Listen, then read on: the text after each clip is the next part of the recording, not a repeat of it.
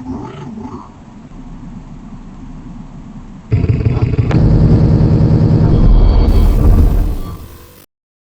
gorgeous people, what is going on, and welcome back to another video. In today's video, I present to you a newer analog horror series called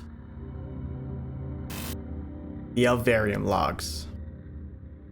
In 1989 in New Hampshire, an ad appears on TV advertising a doll called Yuppy. Dozens of parents end up buying them for their children, but they soon realize that something is incredibly wrong with this doll when 17 children go missing. And that's only the beginning of the craziness that ends up occurring in this series. Today, we're gonna watch through the entire series and see if we could figure out what's really going on here. And this series was created by HOLOWALLS, whose link to their channel will be at the top of the description down below. Please be sure to go and support your analog horror content creators. And alright guys, we got a lot of videos to get through, so enough of me yapping, let's jump right in.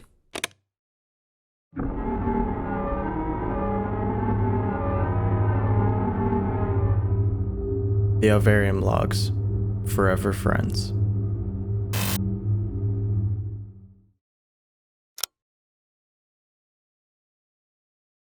That's not a creepy children's drawing at all.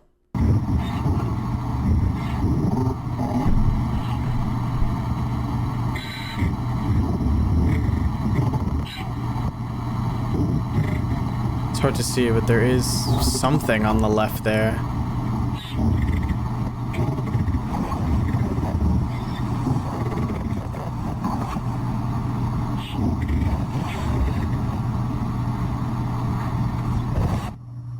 Yuppy?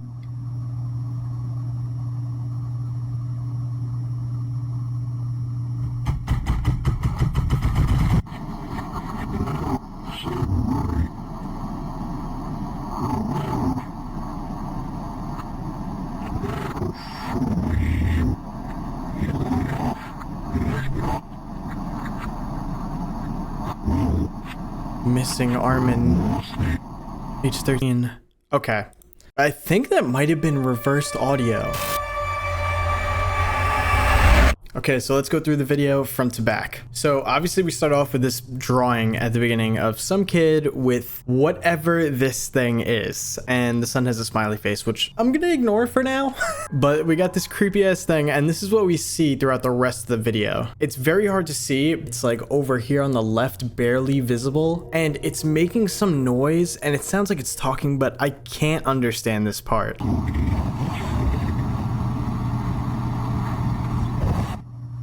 Yuppy?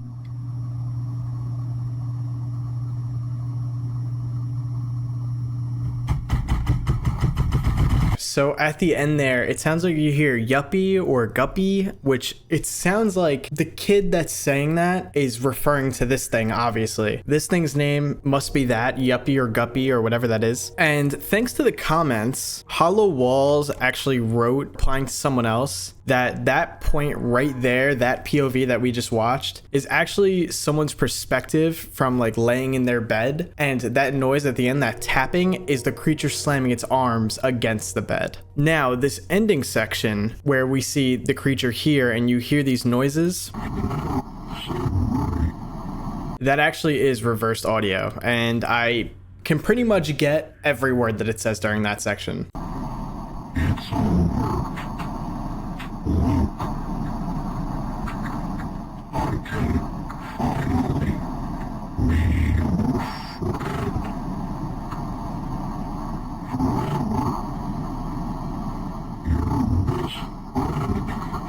So it sounds like something was stopping this thing from being this child's friend forever. We're obviously not sure what yet. And of course, at the absolute end of the video, we get this missing poster, which says Armin, age 13, it looks like, or maybe that could be a 15, wearing a black shirt with red Christmas pants, could be holding a, and then it's hard to see these first two words, but it says doll at the end. Immediately, I want to think that this thing is originally this kid's doll and somehow transforms into this monstrous creature creature. And that may be why in the video it refers to it like, Yuppy, is that you? Because it looks like it's doll, but a little more twisted now. And one more thing is at the absolute beginning of this video, like literally the first second before the video even starts, it is for 1 frame, but right here, I will try to brighten it and like contrast it more so you can see it. That is someone's face. And I'd like to guess that is probably what Armin's face actually looks like under the black square in the missing poster. And one more thing is that in the description, it says, Jordan here, got Luke a new stuffed animal today. Hope he likes it. 1 of 17, first victim. So now I'm not really sure exactly whose POV we see in this video, whether it's Armin's or Luke's, but whichever one it is, they were the first victim. This is like a very short first entry to the series, and the next video is a lot longer. So maybe we'll get some more context on who's who and whose POV we saw in this one. This thing looks creepy, and I don't like that it comes and visits you and stands over your bed at night.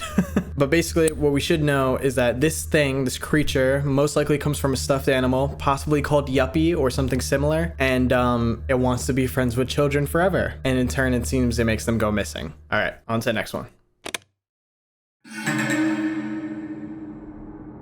The Alvearium Logs, Entry 1.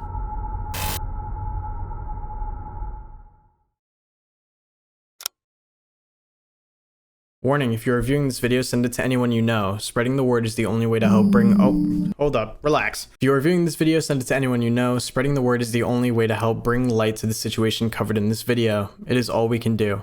Viewer discretion is advised. Sounds like we're about to deal with a serious issue. This video will be broken into segments by date in order to get... You know, sometimes when I watch these videos, I genuinely question if it's going too fast or if I just have bad reading skills. It's probably a little bit of both. This video will be broken into segments by date in order to better show the timeline of the following incidents. 1989, what is Yuppy? Okay, so it is named Yuppy. In this video, we'll be covering the string of disappearances connected to an unexpected incident that took place in the year 1989. An incident that has gone under the radar of law enforcement, the government, and any organizations. The doll known as Yuppy. In the year 1989, a doll was launched and advertised onto local television stations in the state of New Hampshire. Okay, hold up. Let me get a good look at this thing. The doll Yuppy was known for its, at the time, innovative recording technology. Later that year, the doll had gained major popularity in the state and neighboring states in the New England region. Yuppy, your talking bedtime buddy. Okay, so I guess that makes sense why it's near the bed in the last video. But that thing doesn't look much like the original one, right? Like, it doesn't look like what we just saw in the last video. The anonymous creator of the Yuppy doll had paid for it to be advertised. Having presumably little funding, one ad was produced and ran on air. The following was the advertisement shown.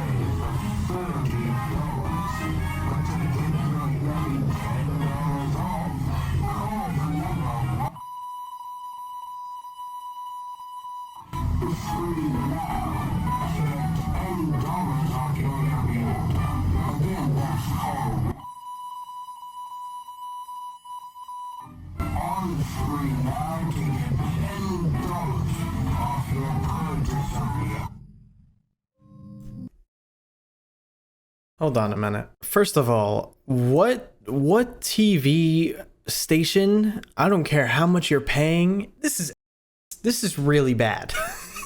To be advertising for kids, this is not good. I mean, I'm saying that, but apparently it's sold. So the concept is, if you're a kid and can't sleep at night, you touch the button on the back of this thing, say your name into the doll, and then it'll say your name back to you in a statement. And apparently that will help you fall asleep. Personally, I think as a kid, it would probably keep me up more because I'd be wanting to talk to it, but you know, whatever. It's originally $40, but you could get $10 off if you call a specific number. I'm not sure what that would do or like what the purpose of that would be, but let's keep going. After viewing the ad, many called the phone number pictured in hopes for a quick response. Some callers waited some time on the line with no answer. Many callers also reported hearing a voice. The voice appeared to be distorted and corrupt and only played for a short period of time. No records of this audio clip have been recovered, but the same details and description has been shared among the few that called. 1992, the Jordan Armin case. In 1992, on January 12th, a man identified as Jordan Armin of Keene, New Hampshire, documented his encounter with the Yuppy doll he had purchased the previous Christmas for his son. Jordan had reported hearing a loud banging sound coming from his son's bedroom the night of the 11th. Jordan stated that it resembled the sound of a large board being broken. The morning of the 12th, Jordan found his son's room in ruin. Jordan's son, whose name will not be released, seemed to have no recollection of this ever taking place and seemingly slept well. Although Jordan's son mentioned hearing his Yuppy doll repeat a number of statements and he fell asleep that night, the statements included, "A new friend for us. Keep your windows open for us. Sleep tight, new friend." As far as we knew, the doll was never programmed in such a way that would allow those statements to be made unless recorded by the owner of the doll. Jordan and his son claimed to have never recorded the documented lines into the doll. Jordan's son also mentioned the voice that came from the doll was not one he knew or recognized. Jordan went to local authorities about the odd incident but found no help. He speculated that it may have been due to the absurdity of the claims. But then, in April of 1993, Jordan had decided to move to a new home with his wife and son. Only 5 days after moving in, Jordan found his son's room once again damaged. No photographs taken of the 1993 damage feature any prominent proof of an intruder of any sort. Local authorities once again were of no help. Jordan decided to set up a camera in the hallway leading up to his son's bedroom the night after the incident, with many blurred, distorted images of nothing. The camera was able to make out one photograph. The following image may be disturbing to some viewers. We assume you that...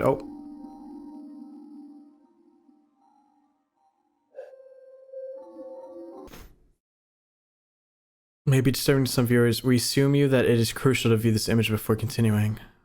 Okay, so this makes sense now. So the case that we're learning about right now is literally what happened in the first video. We got the name Armin. I thought it was the first name of the kid, but it's actually the last name. And Jordan is his dad. And his dad got him the gift. And I'm guessing that his son's name is Luke. And that's why the description of the last video says, Jordan here, got Luke a new stuffed animal thing today. Hope he likes it. He got his son Yuppy, and then all of this happened. I hate that its legs look like that. Jordan, along with multiple other people in the New England, have in recent years also had similar situations. Once Robert Mostis of Lincoln, New Hampshire, claimed to have seen a similar man when asked about it in an internet forum. Robert stated the thing looked around 20 feet tall when I saw it, standing right there in my backyard, right next to my daughter's purple doll.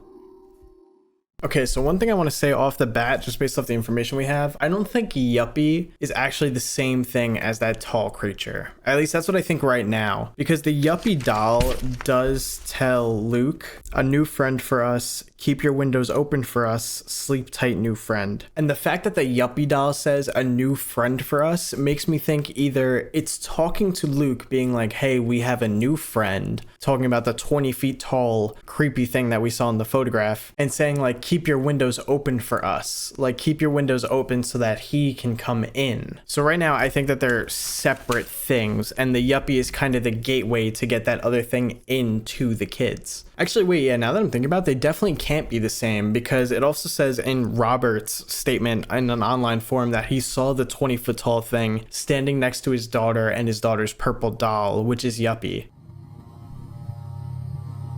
2000, the first disappearance. On December 12th of 2000, 17 people across New Hampshire reported their children missing. Many calls were received on the 12th reporting that they had spotted some sort of suspicious black tall figure in their children's bedroom that night. Many of the phone calls were investigated and the children were found. None of the children taken remember anything that happened other than a few children that remembered voice lines playing from their Yuppy doll. Almost all the children owned a Yuppy doll or had a neighbor that owned one. A petition that week was started to eliminate all Yuppy products and dolls and help to raise money for the families of the still missing children. One case stood out to us. The previously mentioned Jordan Armin's son had gone missing from his home on the 12th of December and 3 weeks later, still not found. Jordan stated, "I can see that thing in my house still. It's a constant reminder that he's gone. There's nothing we can do but pray." Many videos were compiled of people's encounters with the kidnapper from that December. One Keene resident stated that she saw the doll in her house every night, but it never seemed to actually be there. A Plymouth resident stated that he encountered the tall man in his backyard playing on a swing set. That January, with 7 kids still missing, authorities put out statements online and in person advising parents to set up cameras and keep an eye out for a man or multiple men with a large white mask standing at around 18 feet tall. Video footage of an anonymous source in Milford, New Hampshire depicts their creature speaking to their son in his bedroom. Captions have been added to help make out what the masked man said. Okay. The following footage may be disturbing.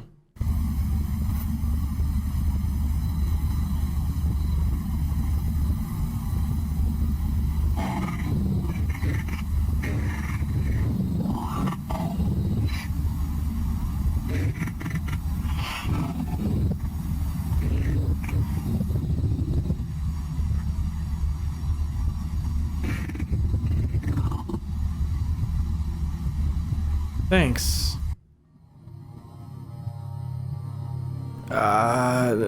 Something New Hampshire resident Rachel Dennis, whose daughter had still been one of the 7 children missing, took this video of a similar looking masked creature in her bedroom window.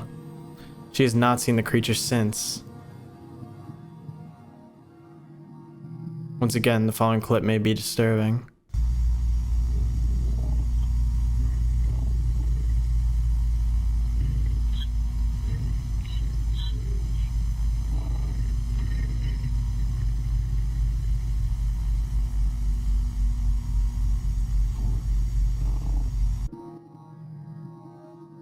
Unfortunately, in January of 2001, the 7 remaining children were found dead in an abandoned home in Manchester, New Hampshire.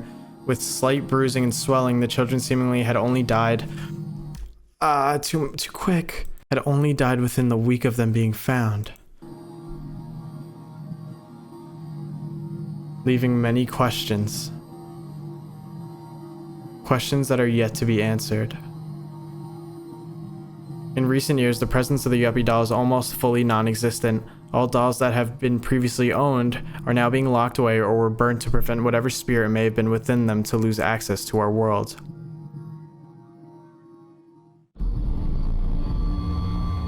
(2006) Where is Yuppy now? Yuppy is not gone. Eliminating the physical existence of the doll will not prevent the demons from accessing us. The creature still waits in my home. The creature is a constant reminder.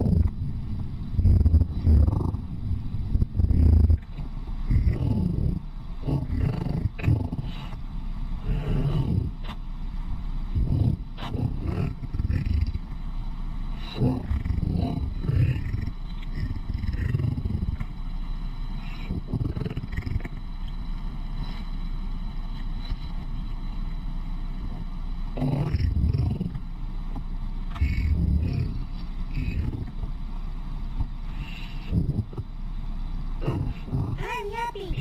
I love you.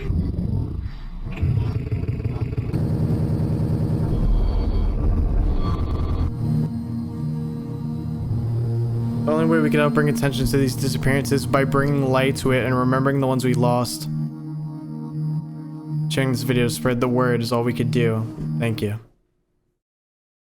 There's something right at the end there. There's like some kind of text underneath the middle, and then I believe this is a picture of Luke Armin. the creature, and then a hallway. Dude, I am an hour and 10 minutes into this recording, and I'm only 2 videos in right now. Just to recap. So in 2000, 17 kids get reported missing. Most of the parents whose kids went missing reported seeing the black figure in their kids' room. Some of the children ended up being found, but they had no memory. It seems like 10 of them were found because we know that 7 of them end up dead later. But 10 of the children are found and they seem to have no memory of anything happening, but they do remember their Yuppy doll saying some weird things on the night that they did disappear, but they don't specify what that is. 3 weeks after, it seems that the parents of the missing children can still see this like figure in their kids' room sometimes, in their houses, and even sometimes still see the Yuppy doll even though they got rid of the Yuppy doll or may not even actually be there. And we do end up getting a few recordings like this one.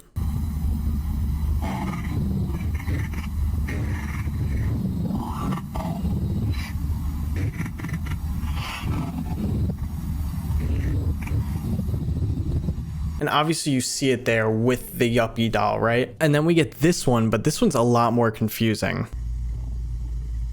They lock me away. It encases my pain. Freedom. Now, here's the thing that I want to point out. This one looks a bit different, and maybe I'm overthinking that a bit, but that face structure looks different compared to this one. Like the eyes seem to be a lot bigger on this one, and the nose a bit sharper. And then this one, the nose is longer, but the eyes seem to be smaller. And then even the one in the end also looks different, because it does have a pointy nose, but the eyes seem to be bigger here, more rounded and larger. And then even after these recordings were made, a few weeks later, all 7 of the children were found dead in an abandoned house, and they were found with slight bruising and swelling. And then it seems that all the Yuppy dolls ended up being burned or locked away because these parents realized that this had something to do with the Yuppy doll and that doll is cursed, so let's just get rid of it entirely. Okay, I had originally like talked about a theory for like 10 minutes until I realized that I was totally wrong because I misunderstood what the creature says at the end of the video. But I've sat down and gone over this again, so I'm just gonna re-explain the information to you. So right before the creature starts speaking, we actually do get text on screen for like 2 frames, and it says Luke wants to blank you. I'm not sure what this word is. It could be Luke wants to warn you, Luke wants to show you. I want to say it's probably warns you, at least that's the word I feel like could fit there, but let me know what you guys think in the comments. Also, what the creature says is so hard to understand because the voice is so distorted, but I sat here for a very long time and I think I got about 90% of what it says, except for like a few missing words here or there. So I'm gonna play the video back for you guys with my own subtitles added to it, and here's what I got.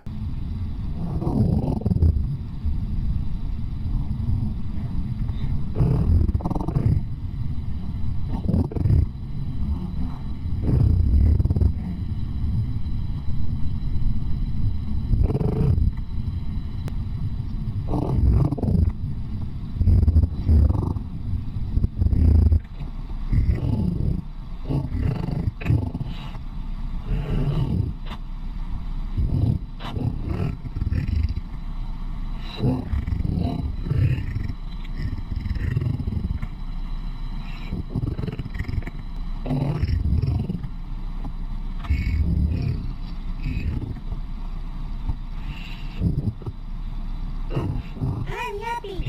I love you. The footage we're seeing, I guess, it could be from Luke's perspective before he got taken, and it's honestly just very disturbing hearing these things be said to a child. I don't think there's any like exact relevance to the lore of this creature or to explaining why it does what it does. I will say it bothers me a lot that I can't get the beginning of that first sentence during the second part, because it sounds like it's saying your or you'll blank help won't prevent me from loving you, but it doesn't sound like parents. So I'm not sure what word would fit there. Now, one thing I do have to say is I'm honestly unsure if there's multiple creatures or just one attached to all the Yuppy dolls, because sometimes the creature's face looks exactly the same in different appearances, and then sometimes it looks like it has different features, but I guess we'll just have to keep an eye on that as these videos continue. But I am excited to see more. I will tell you from this perspective now, it's been a few days after I recorded this video, and I have had a nightmare about this thing already, actually, which is crazy because that doesn't happen often. But all right, let's jump into the next video.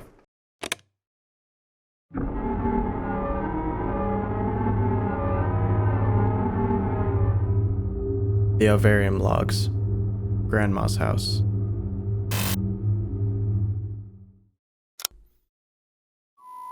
I went to Grandma's for the weekend because Mom and Dad are out.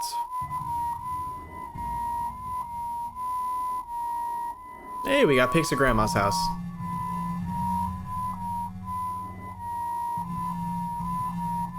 Grandma wants me to play with the kids next door. They seem mean.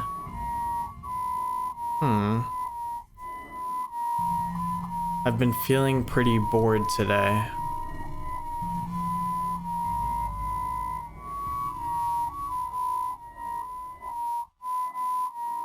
My grandma showed me the basement last night. She showed me her glass collection. Sick? Sounds like a grandma thing. I don't like the basement. It freaks me out. I agree with you. Oh, nah, that's a creepy ass basement. It's there. She got me a present. It's a Yuppy. I've wanted one real bad.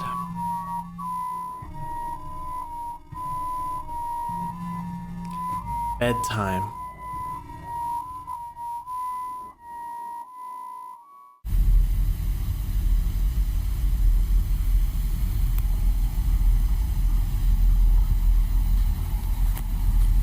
Oh, this one looks really different.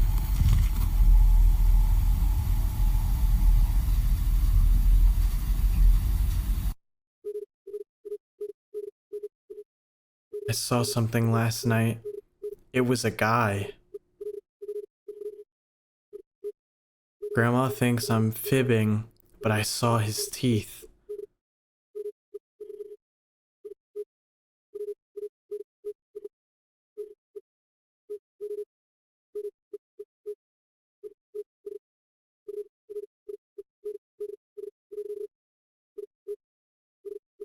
Guy at my bed.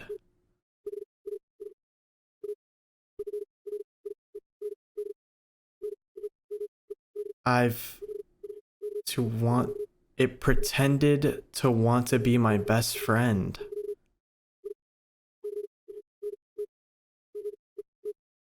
It took my Yuppy.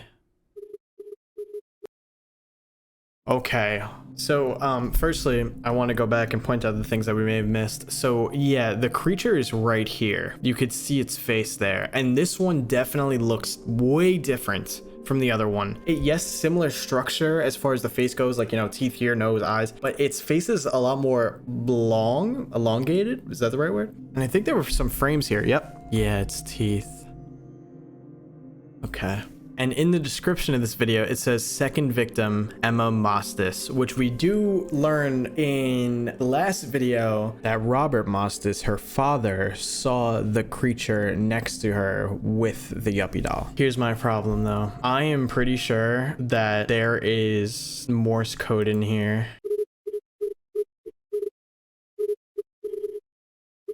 It absolutely is Morse code. Okay, so I'm not gonna lie to you guys. Usually in these analog horror videos, when I have to translate Morse code, usually it's already in like printed form, like it'll be dash, dash, dot, dash, dash, dot, you know what I mean? But this time it was in audio form and I couldn't use like an audio to Morse code translator. No matter which one I used, it didn't work. So I actually had to do this, where I put it into Audacity and I manually went through and typed every single one of these dots and dashes out. And just to show you, like, these would be 2 dashes and then this would be a dot because it's skinnier. And what I ended up getting was grandma couldn't help. It only wanted me. It wants me to meet its friends. So first of all, I'm really proud of myself that I did that. But obviously that is Emma talking and she's saying, like, you know, it's only after children and it wants me to meet its friends. So that makes it interesting because that must mean that this tall, 20-foot tall black creature wants it to meet its other friends, which I'm guessing is, you know, the other versions that we've seen throughout the series so far, which kind of just confirms to me that there is multiple of these things. It's not just one of these creatures that is connected to all of the Yuppies. There are multiple. I also don't feel like I've said it enough because I've been too busy trying to like figure out the story and everything and all the little secrets. But I do really like the style of like the 2D movement, like how it's just like kind of like a drawn picture moving across the screen sometimes. I did read in a comment under one of the videos that Hollow does say like it gets a little more 3D later on. So I am excited to see that. But even still, like that piece at the end of entry 1 where you just hear the creature talking and it's kind of just moving across the screen is very unnerving with its voice. So I am still liking the series a lot so far, and we still have so much left to go over.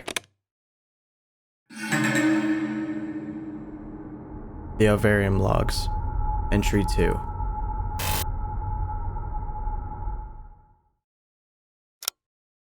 The following clip is the only recovered archive of a game produced by the creator of the Yuppy plush productions. They made a video game? The video was found by an anonymous source and was forwarded to the authorities as evidence. The title of the file was emilysgame.mov. And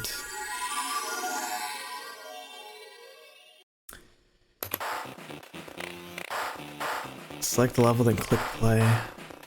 Jesus, this is a terrible looking game, dude.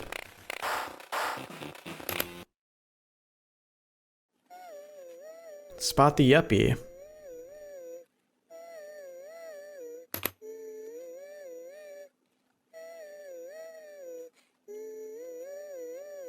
Nice.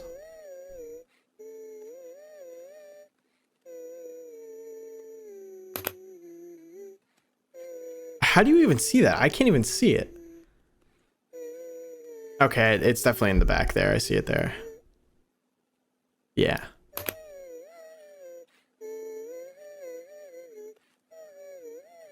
Well, that's pretty straightforward.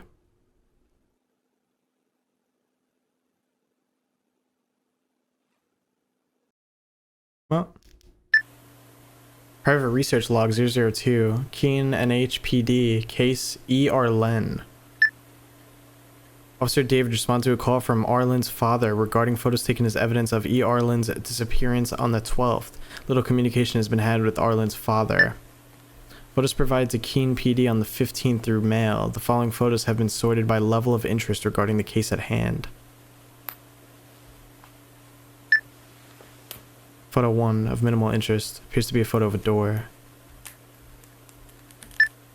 Photo 2 of interest. Photograph of a mattress later found in the basement of the Arlen home, stained and ruined. Photo shows window in E. Arlen's bedroom, with malformed hand appearing in window. After questioning N. Arlen, we were unable to gather a clear response. Okay, so E is definitely Emily. Added contrast and zoom on focal points of photograph. Thank you, because I couldn't see the hand before, actually.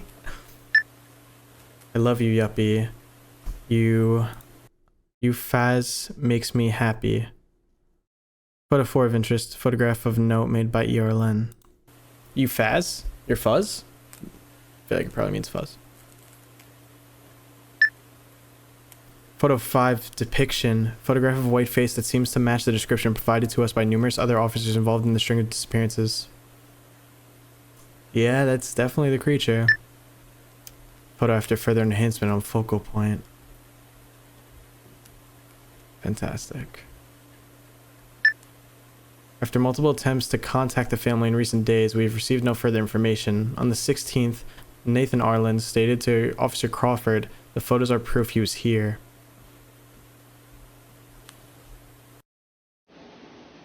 Hi, it's Officer David. We're gonna need 2 officers over at the Arlen household about now. Can we get Hines and Michael over here? Sounds great. They need some sort of sound test done, so bring any equipment you can find. We should have a few cameras and microphones in the cabinet to the left. Okay, thank you. A sound test.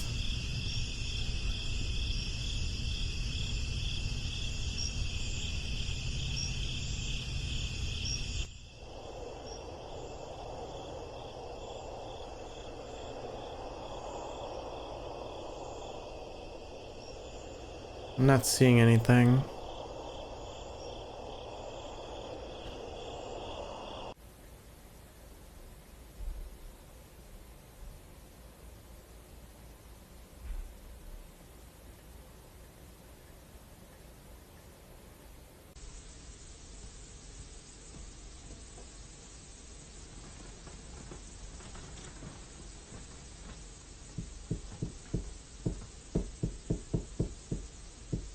knocking.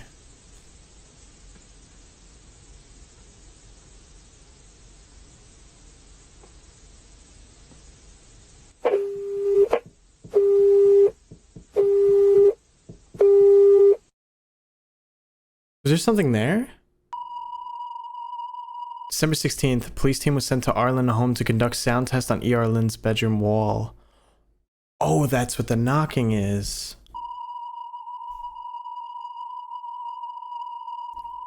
The test was performed with a camera mounted directly next to Arlen's bed. 3 tests were performed, with only the second test showing any evidence of Arlen's claim being true. What did he claim? It's as if it knows we're listening to it. Sound test 2, 2:02 a.m.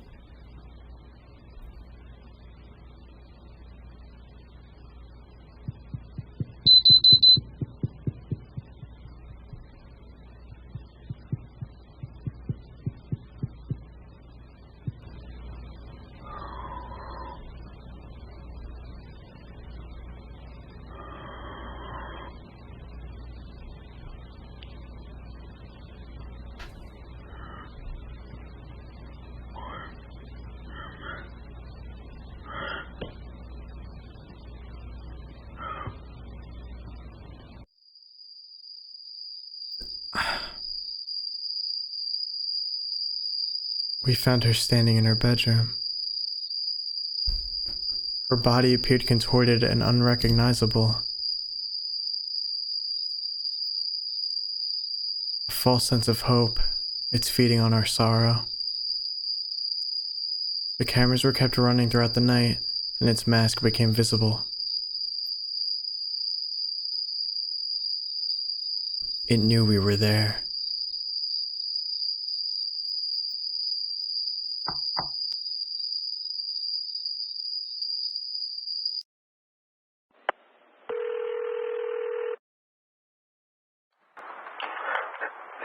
David, we're gonna need more backup.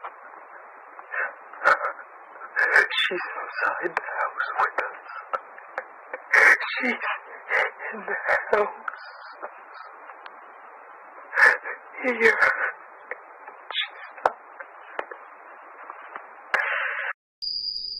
She's inside the house with us?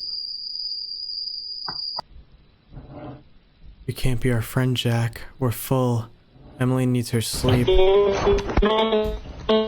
Wait. So much is going on. You can't be our friend, Jack. We're full. Emily needs her sleep. Tomorrow's a big day for her. It's her birthday.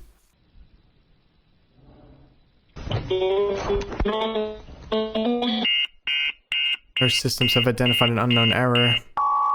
Try resetting your device.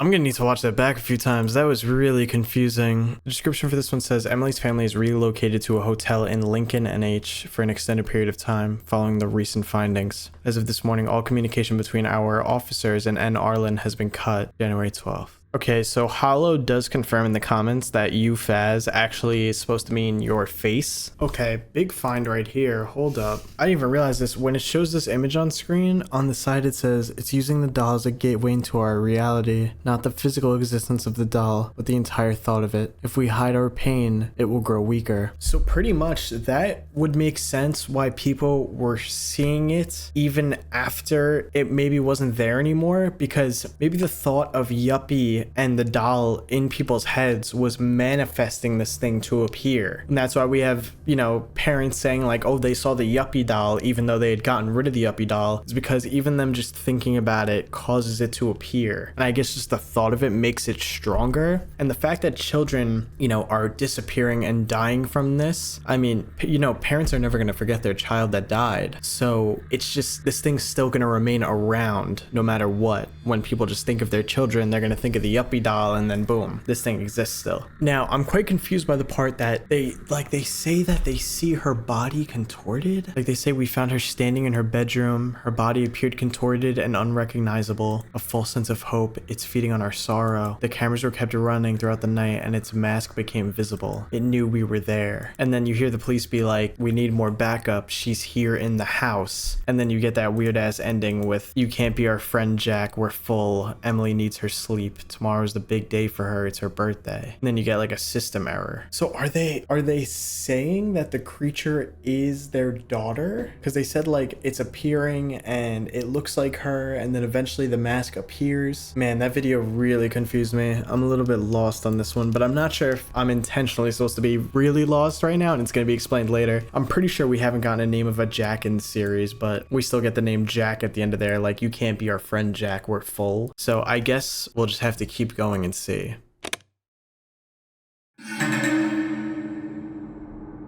The Alvearium Logs, Entry 3.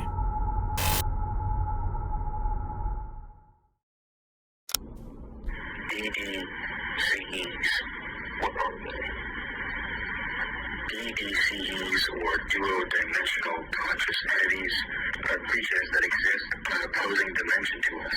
They're able to communicate to us by choosing an entity on Earth and using it as a host.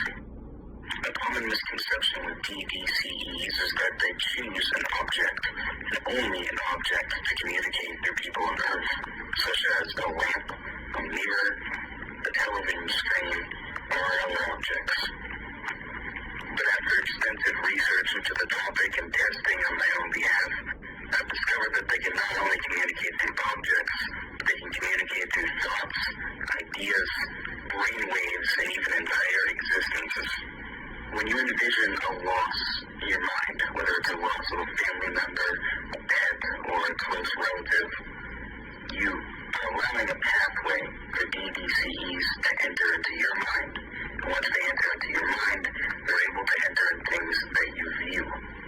Across all the testing I've done, I've seen many various cases, such as DDCEs entering into mirrors and creating images in the mirrors that are not actually appearing there in front of you.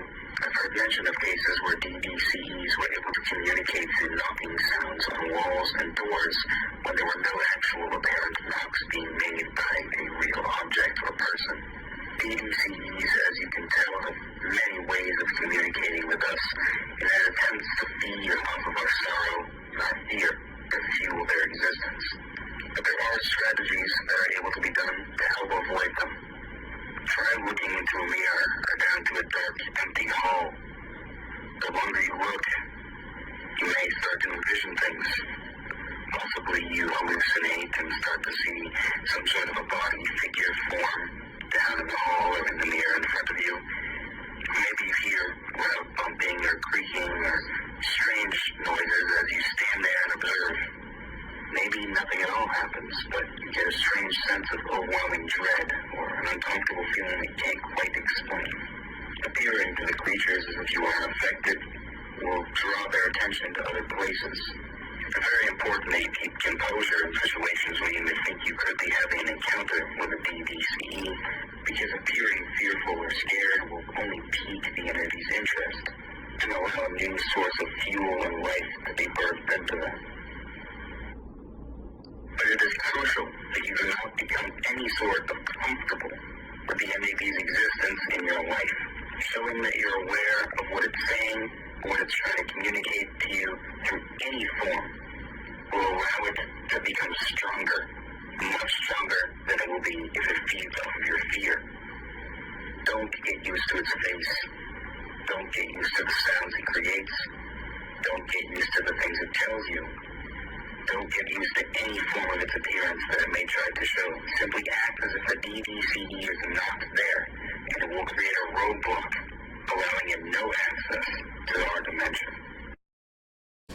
Okay, that was an incredible amount of information that explains so many of the things that we've seen. So they just said that these things are called DDCEs. So that is what this creature is. Creatures that exist on an opposing dimension to us that can link to a host in our dimension. So My only thing is the host the Yuppy dolls, or is it the children, or maybe it changes over time. Like maybe it starts as the Yuppy doll, and then when children interact with the Yuppy doll, then it becomes the child. And then eventually when the child's gone, it becomes the parents, because the parents are feeling grief for their children, and that's why this thing still latches onto them. So yeah, it basically confirmed like what we saw in the last video, saying how, you know, this thing, it feeds on the thought of its existence. If you make this thing aware that you know it's there, like for example, if it's in the room with me right now and I am aware that it's there, maybe interact with it, try to talk to it, try to understand what it's saying to me, I'm scared of it, it will become stronger, or either try to stay here or anything of that nature. But if it's here and I just ignore it and I act like it's not here, then it may either move on or become weaker or leave, which makes sense and does explain so many things. For example, like we saw reports of how the parents said that they would see the Yuppy doll even though it's not there. That makes sense because they're thinking about it, which then shows it appearing there. In the last video, that could explain the knocking noises that you can hear even though there's nothing actually there knocking. That is the DDCE trying to get attention. And then by acknowledging the knocking noise and further looking into it and attempting to record it, you're making the creature stronger, which I guess is making it actually appear there and made them see it there. At least that's how I'm understanding this right now, which is pretty insane, because how do you combat a creature like this?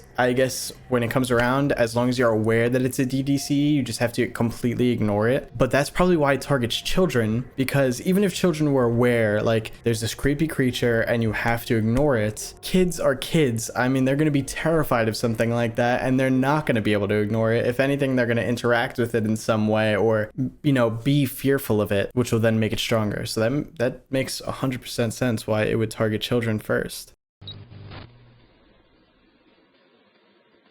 Set up a containment for it in the corner of... Nice.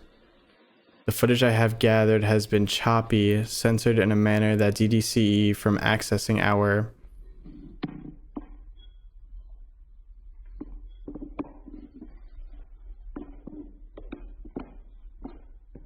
That word on the bottom looks like it might be path.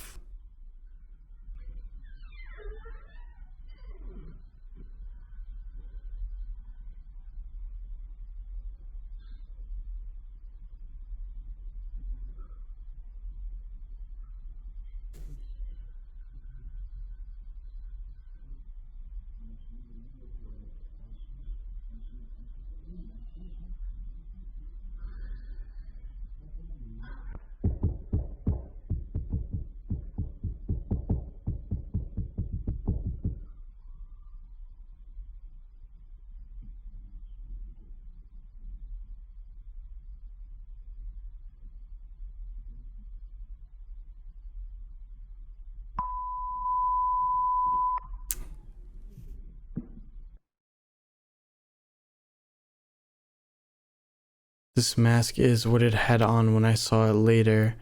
Seen it 7 times within the past. Becoming increasingly challenging. Pressure it's putting on me.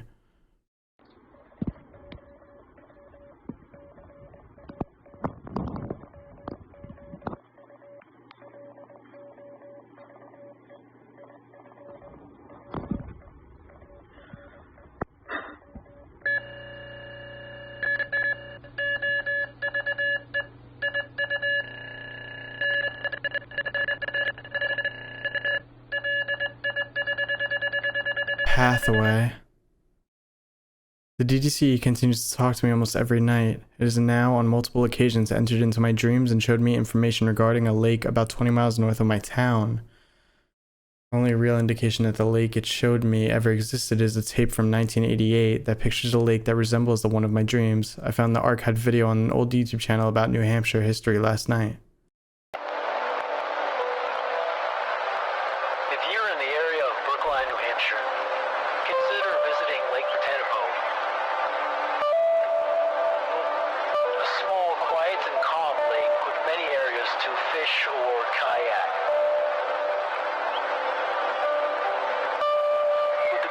Scenery and great fishing. Lake Botanico is a great visit any time of the year, even in the winter.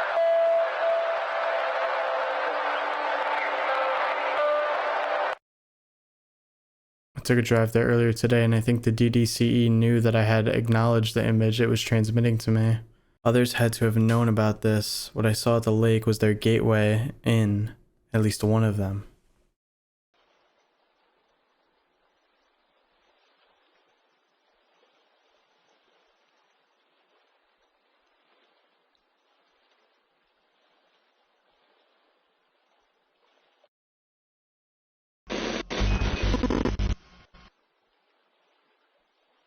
These look like masks? Molecular tomb.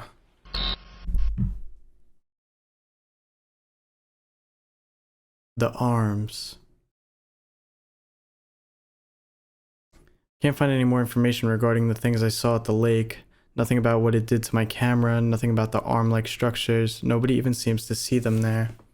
Final piece I would like to mention is this YouTube channel I found. The channel titled Liam N45887 has only one video uploaded to it that shows an image greatly resembling the DDCE I've been seeing, almost identical but not exactly. Though the video is unlisted and from 12 years ago, it ended up on my feed somehow.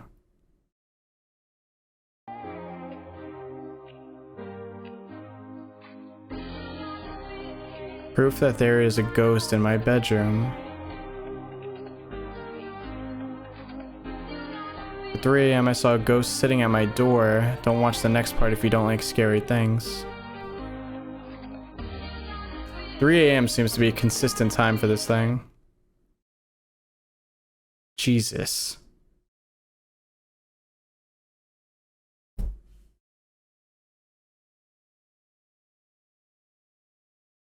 Literally, it's been here for a few days and I really don't like it. It started crying in my basement yesterday as well. It looks a lot like my friend Andrew from my class when it starts talking. Subscribe for more videos of the ghost. Bruh.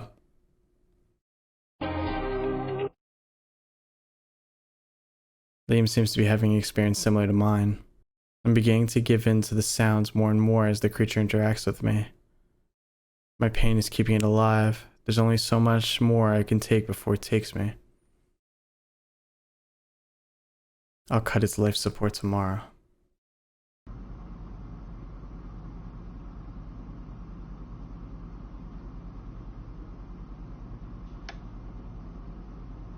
Now you can turn that light back on, actually. Thank you.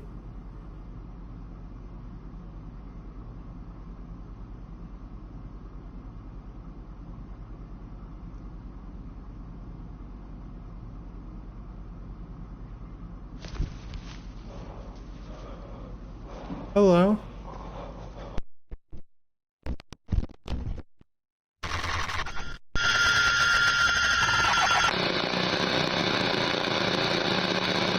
I lost my best friend.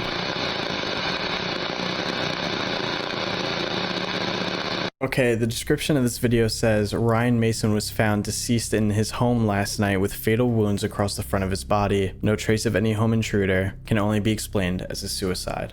Okay, I'm pretty sure the person that made this video that we just watched is Ryan Mason, and I'm willing to bet that his son or daughter is one of the kids that died years ago. Because towards the end of the video, it says that my pain is keeping it alive, and there's only so much I could take before it takes me, and then it says I'll cut its life support tomorrow. To me, it obviously sounds like it was going to try to get rid of it tomorrow, or the question is just like how? Because clearly it knows how to get rid of this thing, which is to just stop thinking about it or acknowledging it entirely. Or I wonder if it's implying he's gonna end himself tomorrow. But either way, it seems that this creature knew that and decided to just get rid of him anyway. I mean, we see it come in here and then boom, dead body on the floor. And it says, I lost my best friend. And we know that this thing likes to refer to the people that it interacts with as their best friend. Now, I just want to go frame by frame here for this jump scare. Let's see if there's anything we missed. Pathway. Now, during the lake segment, we get a lot of flashing images too when they're recording the lake. And I definitely know there's something in here. I don't understand the molecular tomb thing. Like, is this the surface of the lake and then this is under it? Oh, or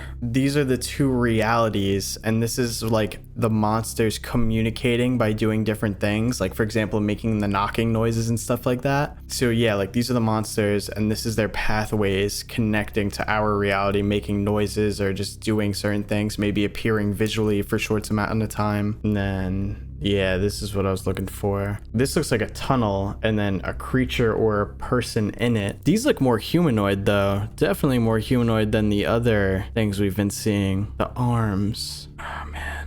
Another important thing is obviously the mini YouTube video that we see in this about, like, you know, this other person's encounter with this creature years ago. And there is a specific channel title name here. So I'm looking up that channel and it does exist. And it has one video which is titled Please Help.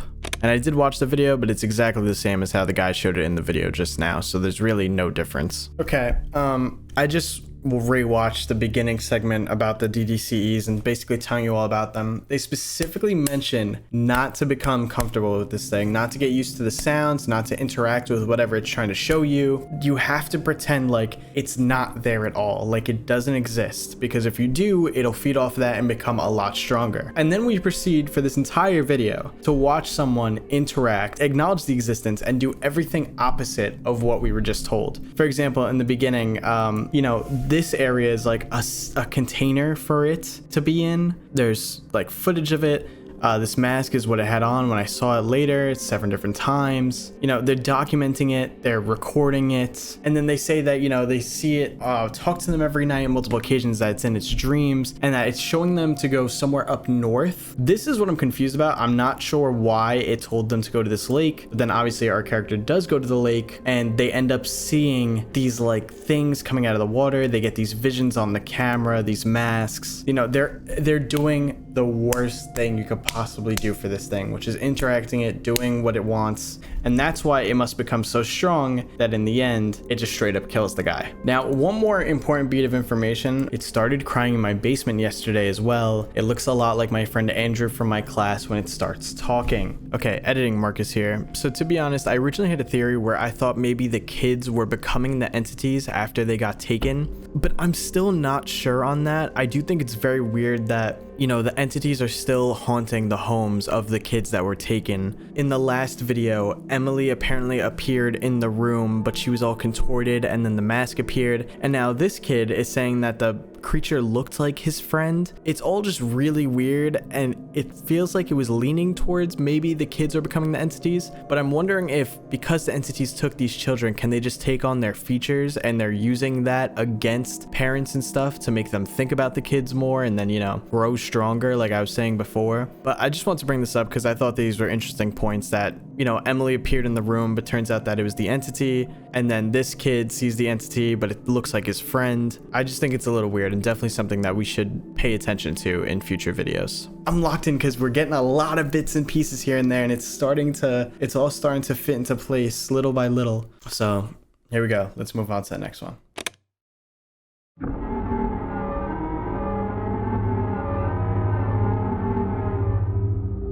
The Alvearium Logs. The Hive.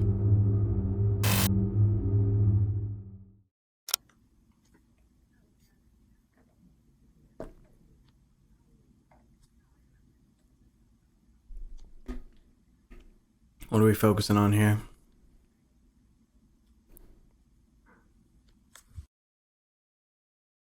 As of December 1st, 27 lakes across New England contain substantial traces of chlamydia pneumoniae. No living organisms have been found. Hold up, what the hell is that? Chlamydia pneumoniae. Okay, that is pronounced chlamydia pneumoniae.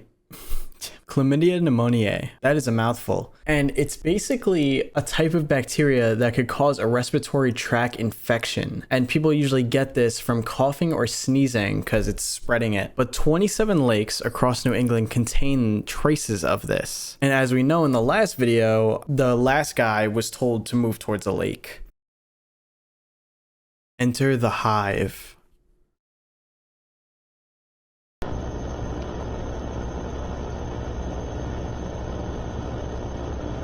What in the back rooms?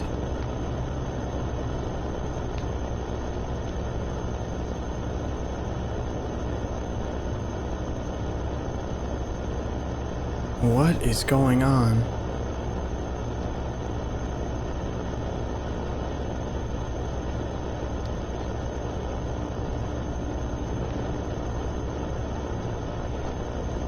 Okay, we're going into this sketchy doorway.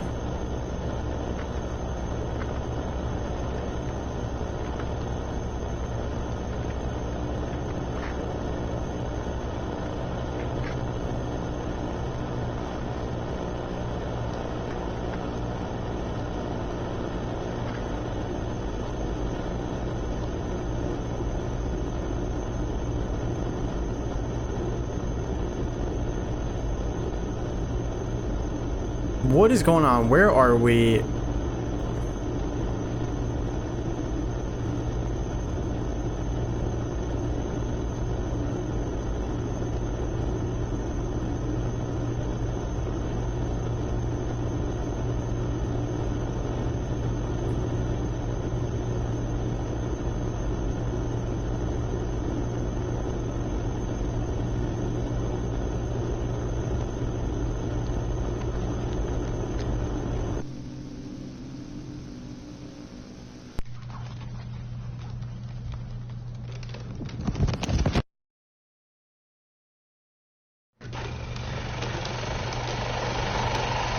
Oh, hello.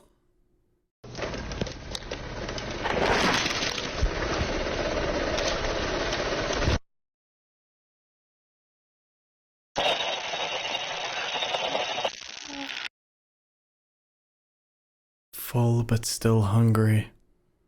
I don't even know what we just watched. Okay, there is some Morse code in the description, and thankfully it's in like the dash dot form, so I'll be able to translate this one pretty well. Oh no. So here, just take a look at this. When you put it in a translator, you get this. You could kind of understand it. It's like 12 children, 7 here, filmed the something of the riser wrapped, and it's a bit messed up. But thankfully, big shout out to this comment, Plunaria. The Morse code appears to be incomplete / corrupted. Too many instances of words making more sense if a dot or dash was added here or there for it to seem like a cipher or anything more complex. After no small amount of trial and error, the message seems most likely to be 12 children ages 7 to 14, 15, or 16 were found at the bottom of the river wrapped in a vein-like mass. And it's basically 14, 15, or 16 because that area of the Morse can be altered several different ways, very slightly, but it's somewhere between ages 7 to 16, it seems like. Now, 12 children. That doesn't even make sense, 12 children. That would have to be a completely separate group, right? From the original, like, 17 that we saw. And in a vein-like mass, I would say that what we saw in the last video, that big, like, it looked like a circle with humans walking in it, could be what this is talking about. And that's why when that guy went to the lake, he had like visions of it on his camera. But it's so weird that this, I'm not sure if it's meant to be the back rooms or something else, but this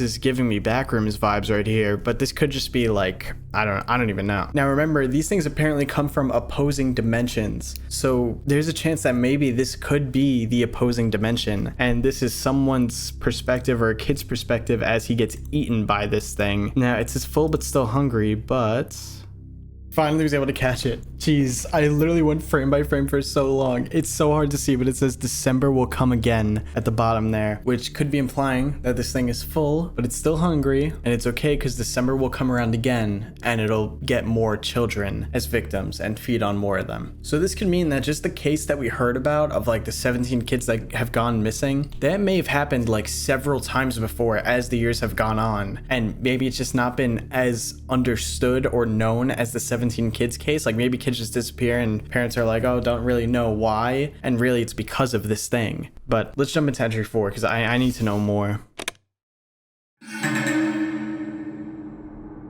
The Alvearium Logs, entry 4.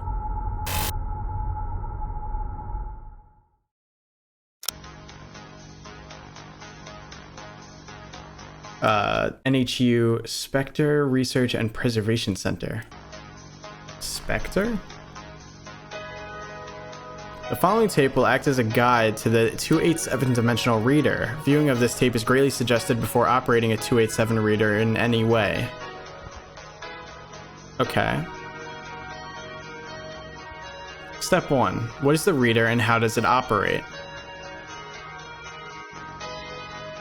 The 287-dimensional reader is a semi-thermal reader device designed to provide heat signatures of duo-dimensional organisms with imperfect properties.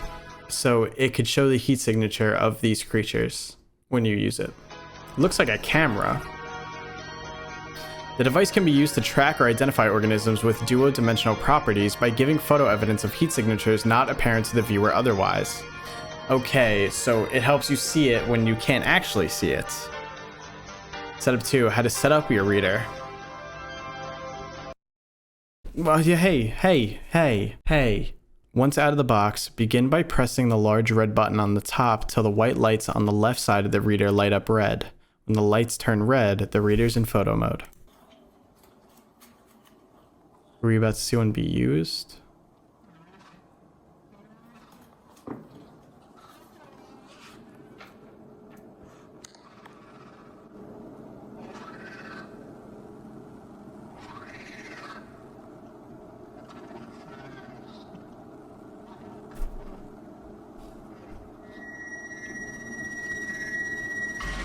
Okay, hello. Okay, so this is what we already read. When the reader is mounted and in secure place, it's time to take your photographs. Step 3, taking the photos. Begin by pressing the green button on the back of the reader, located above the monitor. This button transfers the camera's light modulators to a multi-dimensional material viewing state. Sick. Press the large red button twice for the reader to take a photo. After a minute or two of processing, the photograph will appear that shows the landscape currently in front of you and the same landscape on opposing planes. Okay, I see. So it takes the picture in like multiple dimensions. The photographed picture is of a wall. As you can see, the image appears as an overlaid image from one reality on top of the other. It is our hope that this guide was able to provide insight at how the reader works and how to set it up. Wait, but I'm not quite understanding the wall thing.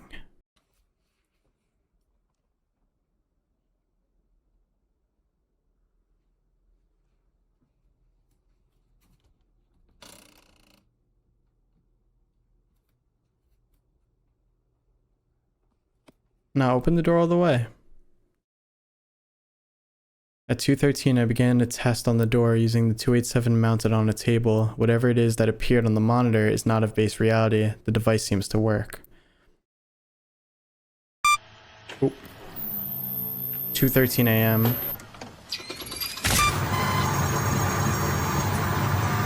Okay.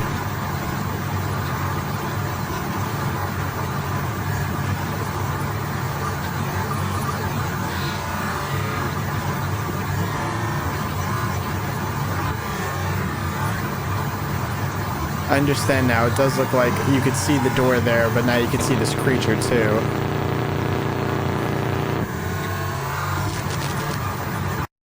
I'd appreciate it if it was a little more high res.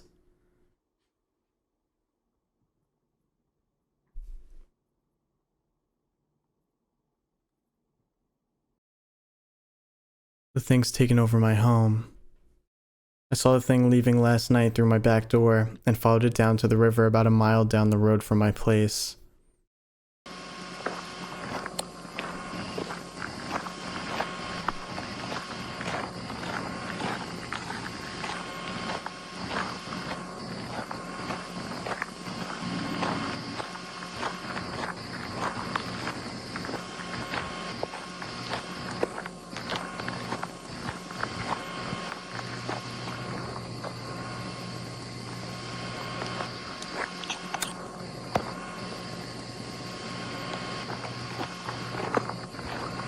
Dude, your camera is loud as hell.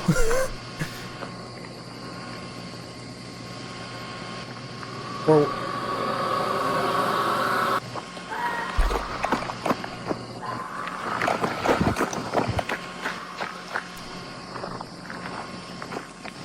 Is that someone screaming?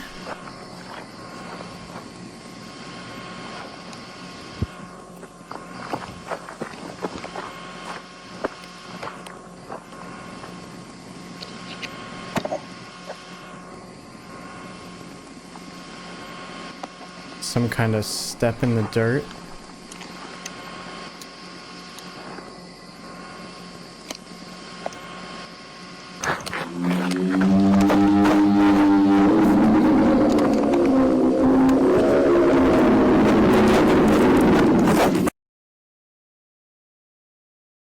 3:03 a.m. Facility on Wildbrook River, Nature Conservation Walk.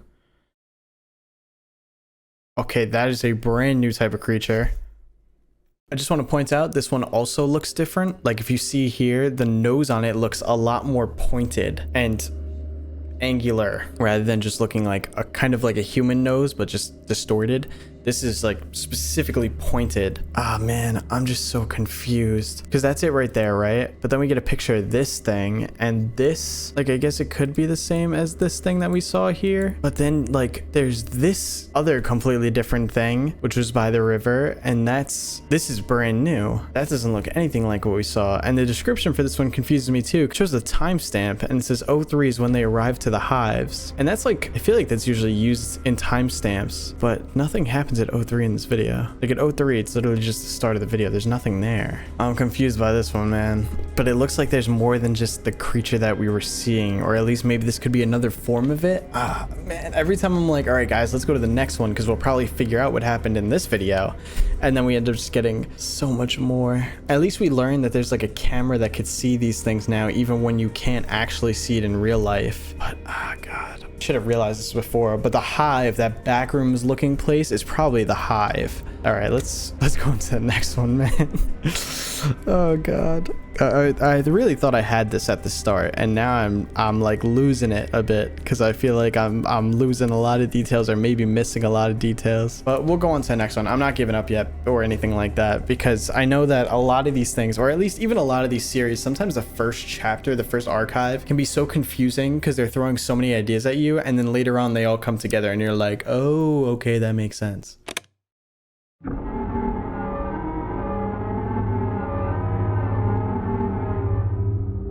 The Alvearium Logs, outsideMyHouse.mov. Robert Warren, a farmer from southern Maine, shared with us a documentation of his encounter with an odd home intruder. Southern Maine, huh? From what we can see in the video, it appears to be some sort of animal with various malformations across its body. We are unsure why this animal would have any interest in entering the home. An interview with Robert Warren was performed after numerous calls were sent in regarding what he saw in his window. I'd say it's about 3 in the morning when I walked outside and I noticed him standing out in my yard, looking around. I couldn't tell what he was doing out there. I couldn't tell you. Something about the way he was standing there looked like he wanted to come inside, but I know damn well he wasn't actually going to come inside, so I let him stay there. I saw him start walking. I followed him down the road. He walked down the road about a mile, I tell you. Followed him down the road. He walked down the road about a mile. I noticed him standing in the middle of the road under a street light. I got my camera outside the film. I don't know if he noticed me or not, but I filmed him. I couldn't tell you exactly what that was I saw that day, but it seemed like every time I was looking at him, he stopped moving. I don't know how he was getting around, but he was. Decided he was too long, so I walked right back to my house. But about an hour later, when I was inside, I heard knocking on my window. Walked back to my house, and then about an hour later, I heard it knocking on my window. What I'm about to show you is all I could see. What I'm about to show you is all I could see.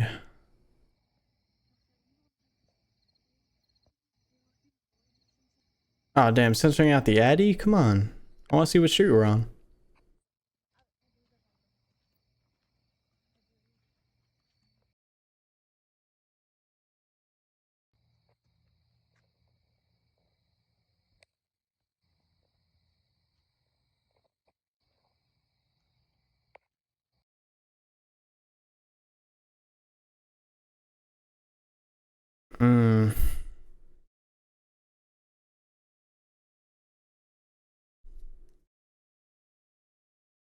I don't think I really see anything in those. Okay, I see something there at the end of the road. Yeah.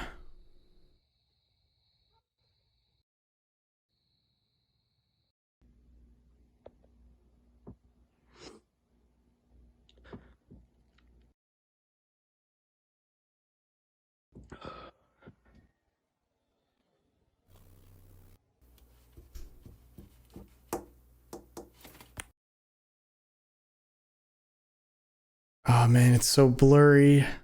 No, I can't even see what it is. It looks like this is the body, head, and then arm, and then another arm. Yeah, and then it just looks like it's kind of distorted here. I mean, I guess this could be the same thing, right? That we've been seeing. It's got a weird shaped head, long, dark body, and then skinny or arms or legs, whatever you want to call them. Actually, this thing appears to like never have legs. It's always just like I don't know, like attached to the ground somehow, yet it still moves. It's quite weird. I'm not gonna lie though, that interview is a little too distorted.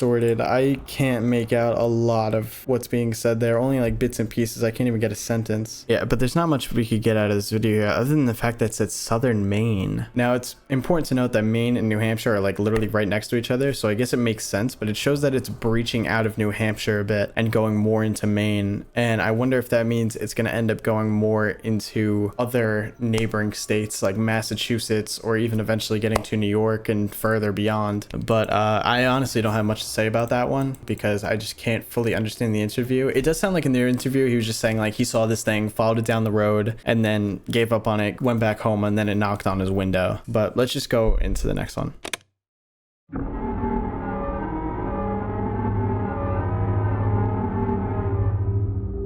The Alvearium Logs. It followed me home. Okay, this next video might have copyrighted audio, and based on how the YouTube system works, sometimes it doesn't tell me that the audio is copyrighted for months. So if any part of this section is muted or sounds weird, it's because I had to mute the audio later. Here we go. A message from NABY. Proper boating safety. This is going to have to do with the lake again. Today we'll be discussing proper boating safety and tips for out on the water. I'm liking the appearance of this one a lot. It is our hope at the NABY that these tips will provide valuable information for the next time you decide to venture out into the water of our world. Tip number 1.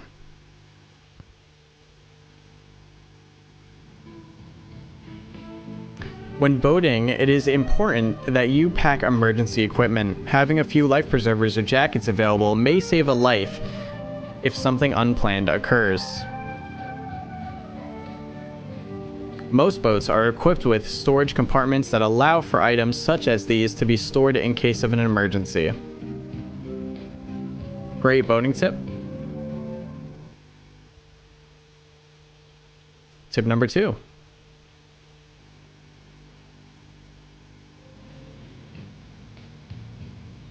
Knowing where to go is very important out at sea. It can be challenging to find your way around a body of water with no map or guide. Always keep a map of the area you plan to explore available so you never get lost out at sea in an unfamiliar territory. Fair enough. Tip number 3.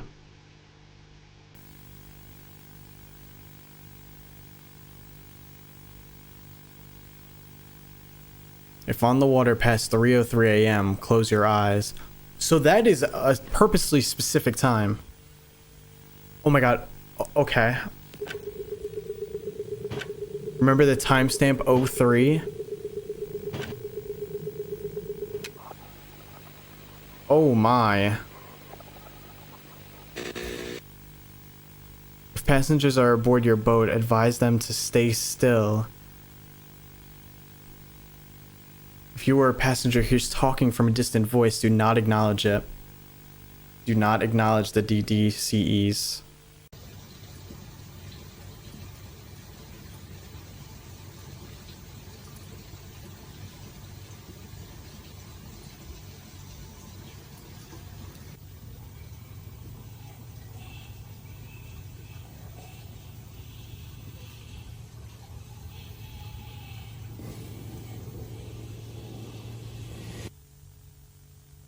It followed me home.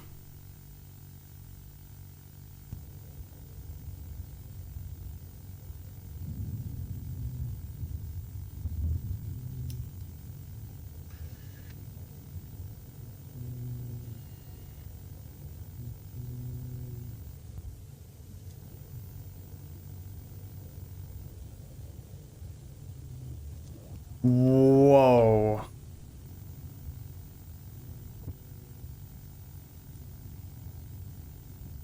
I really like this video compared to a lot of the others. So first of all, the description says too close to the hive, which now makes me think like 100% that the hive is under these lakes or underwater maybe. And that's why there's like, we're going over boating safety rules. Cause I guess if the hive is underwater, then you're getting too close to the hive. And we do get that POV. Let's just go back and look at that creature again, or that thing. So you see it here. This looks, I don't even know. This thing isn't like black in color like the earlier creatures we were seeing. This looks more like the more recent one that we saw, the new one. And then this is weird here too. At tip 3, the image changes to a completely different image, and I don't even know what this is. This could be someone on a boat in water. Yeah, this looks like it could be a boat, like a very small boat. Look at the end here when it looks towards the window. Like this thing, it looks like there's teeth here, and it looks like it's blocking the entire window. Like you could see it rounds here. It looks huge, whatever it is. But then again, we get another window POV, and towards the absolute end, you could see something start to crawl up the windows there. Yep, there it is. And it's, I mean, it's pretty big. It's already like up here-ish, and there's still parts of its body coming from down here. I gotta say, shout out to HOLOWALLS, because you can see like as this series goes on that they're trying different things in several of the videos. Like some of them it's just 2D, and then some of them they're going into more 3D, and then some of them they're mixing both. So I do like that they keep trying new things. It's very, very cool to see. But we're jumping straight into the next one because I need to get more. It seems like the entry videos, we get a lot of information about things. And then in the other videos, it's kind of just people witnessing these creatures. So right now we have one more of these like witnessing videos. And then the next video is another entry. So also one more thing I do want to say, it does specifically say if on the water past 3:03 a.m., close your eyes, which makes sense to the description in the last entry video, because the last entry video said 03 is when they arrive to the hives. And also 3:03 has been seen several times throughout the series. I thought it was just like a 3 a.m. time, but I didn't realize that 3:03 is the exact time. So we'll definitely have to keep note of that. But all right, here we go. Next video.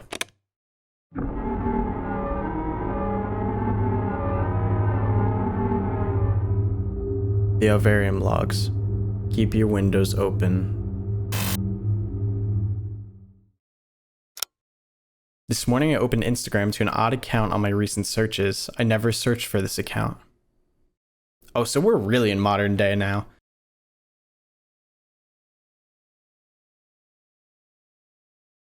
Keep your windows open. This is the page. 03. Well, the username calls back to, remember the creature used to say, keep your windows open. Profile photo looks almost exactly like the window to my living room.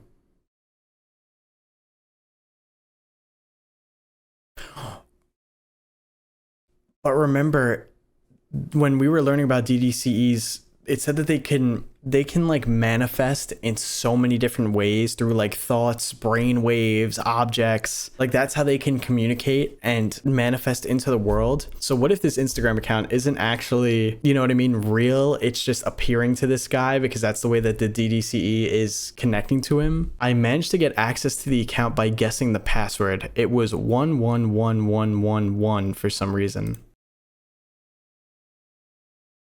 The profile picture is different. When I got in, the profile picture changed and the screenshot I took earlier was now the only post. Oh.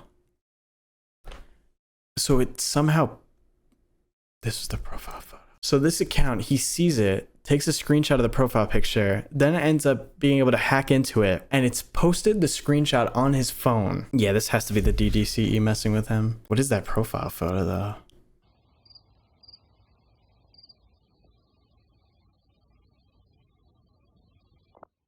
Yeah, that window's definitely extremely similar to his. Then at about 10 or so that night, I opened up the phone to this.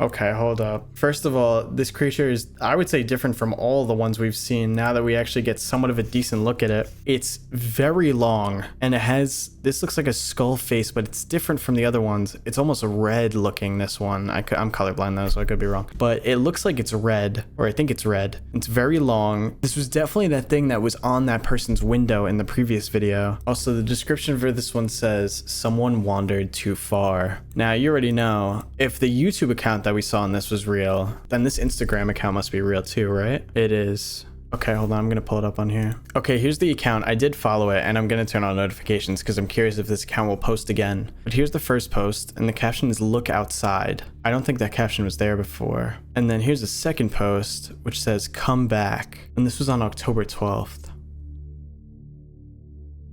I will say, now that I'm looking at the profile picture, it looks like some kind of church, maybe even. I'm not sure what's going on the left side of the profile picture though. Oh man, there's just so many different angles to what's going on here. It seems like as time goes on, more and more of these creatures are getting in the real world, and I guess I'm not even too sure what their goal is yet. It seems like they're definitely targeting children or younger people, and obviously people don't know how to combat these things. You know, they're going to document, they're going to record, they're going to acknowledge these creatures. They're not just going to ignore them because they don't understand the rules of how they work, especially since it seems like there's more than one creature, so they might not all have the same objective. All right, let's go into the next entry, and hopefully we'll get some more information. The Alvearium Logs, Entry 5.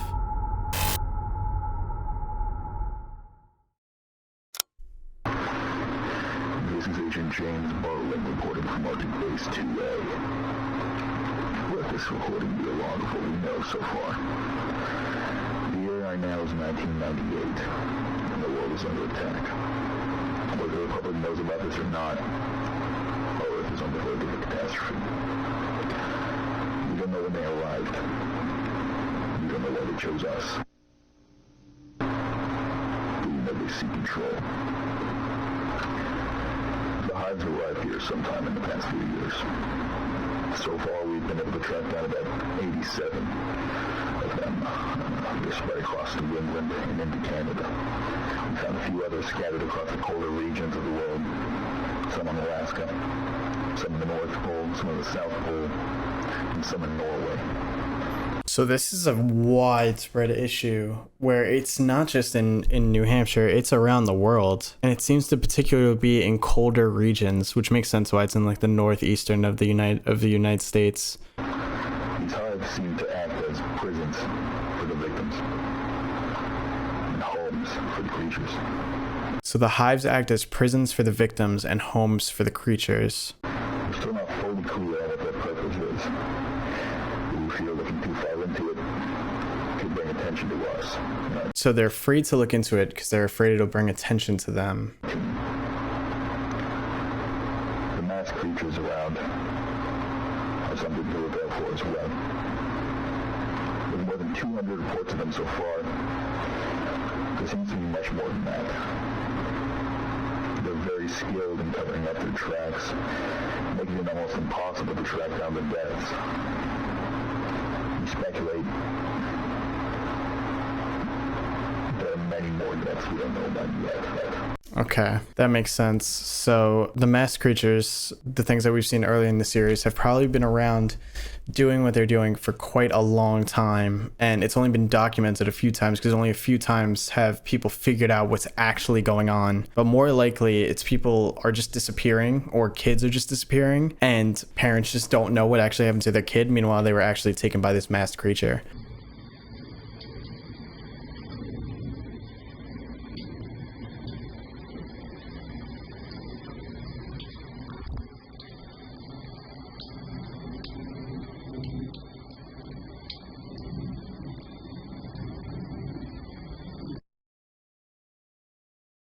I didn't even see anything there. As of now, we refer to them as the DDCE. The DDCE.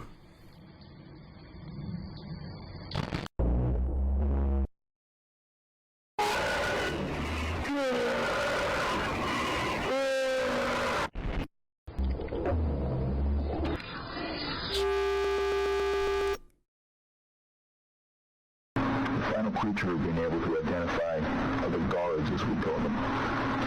Long, tall, tree-like masses, contorted, twisted flesh.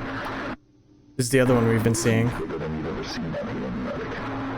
These things don't even seem to attack or even move if they know someone's watching them or the Hive. One of them followed our lab specialists back from the Hive about 35 miles north of us.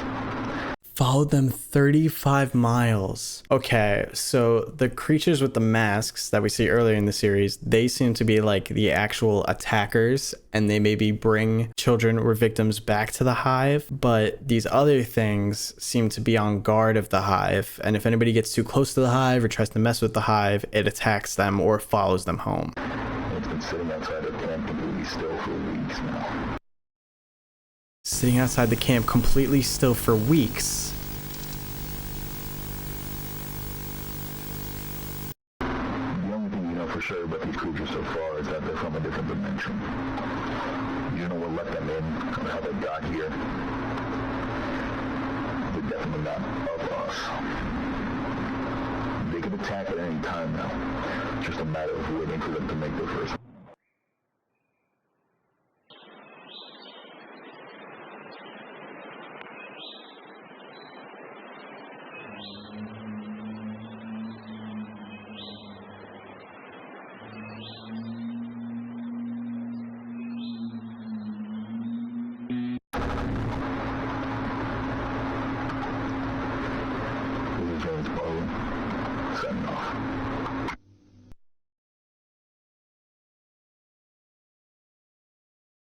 All right, well, there it is. It definitely looks similar to what we've been seeing. This is Agent Jonesboro.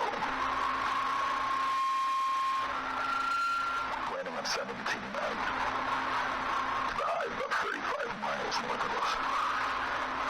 The creatures continue to come. We've had a few of the guards come up to our camp. They've been watching us through the windows and sitting and camping outside. We don't know what to do. I'll be sure to make updates if there are any advances on the mission. We plan to send the team out tonight. They're going to take a rover down. They're going to check out the Hive. We're looking to see if there are any more guards in the area. There could be BDCEs as well. We're planning to stay on the lookout. We have a team back here as well to camp, making sure that the guards here are under control. We don't want to aggravate them in any way. They could cause some sort of altercation between the guards, the DVCs, the Hives, whatever they are, and us. We're watching them. I'll update you guys as soon as I can.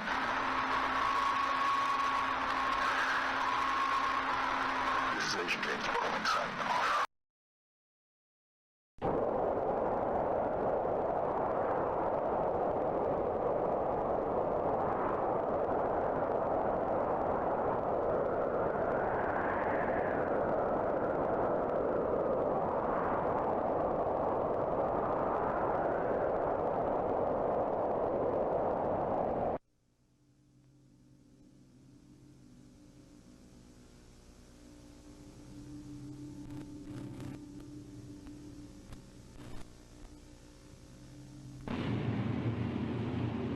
Those are the guards outside. That's quite a lot of them.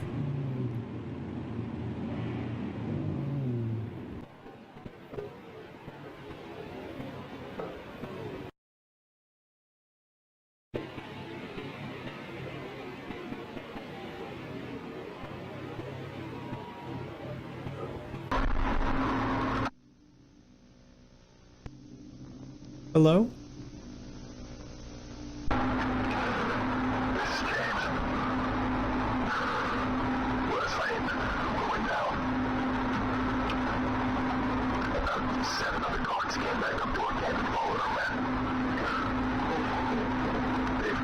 Some sort of formation outside, and they've been watching us through the windows.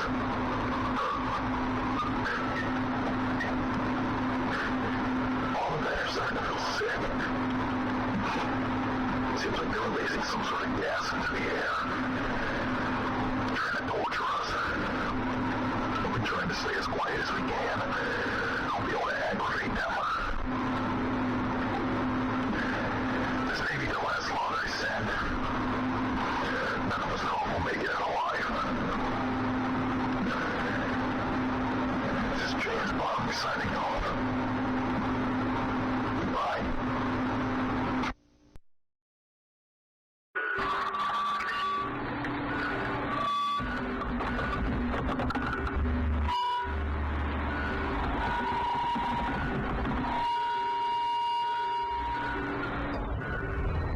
Jesus.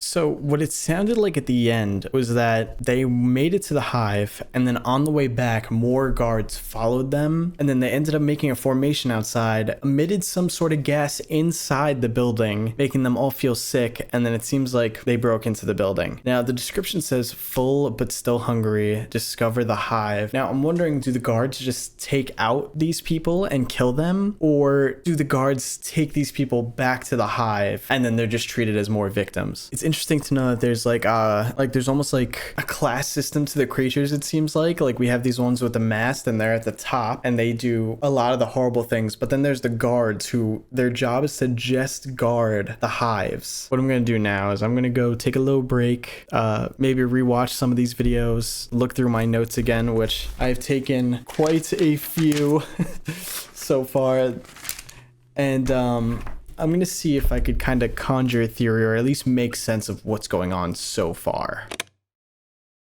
So that was Archive 1 of the Alvearium Logs. Now, honestly, there's a lot to unpack in this series, and I think that we could go over it first by splitting it into two parts. I feel like the first part at the beginning is the incident where the kids go missing and the Yuppy doll situation, and then the second half is more exploring these creatures and what they are and maybe why they're doing these things, or at least how they work. So let's jump into that first section a bit. So the Yuppy doll, right? The Yuppy doll appears out of nowhere with commercials on TV, you know, basically advertising that you could buy this thing and it'll help your kid go to sleep because you could talk your name into the doll and then the doll will repeat a phrase back to you with your child's name in it. Now, obviously this is a hit for kids. It's literally just a toy. I mean, I probably would have wanted one of these things. Granted though, I do want to talk about the advertisement for it because the advertisement is obviously horrible.